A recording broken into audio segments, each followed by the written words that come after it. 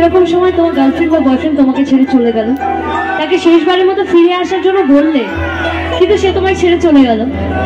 তুমি তখন তোমার বেস্ট ফ্রেন্ডকে ফোন করলে, ভাই এটা হয়েছে। সে বললো চল ভাই পার্টি করে আসি, চল ঘুরে আসি, চল একটু খাওয়া দাওয়া করে দেখবি সব ভুলে। পার্টি করে আসার পর দিন শেষে রাত্রে গিয়ে কিন্তু তার কথাগুলোই মনে পড়লো। সেই কষ্টগুলো তুমি যত তোমার বেস্ট ফ্রেন্ডকে বলো না কেন, যাকেই বলো না কেন, কেউ বুঝবে না। এক কথা তুমি একাই বুঝবে। তো বাংলাদেশের ভীষণ জনপ্রিয় একজন সঙ্গীত শিল্পী আতিফ আহমেদ মিলন, সে আজ আমাদের মধ্যে নেই, কিন্তু তার গানগুলোর মাধ্যমে সে সারা জীবন আমাদের মধ্যে বেঁচে থাকবে।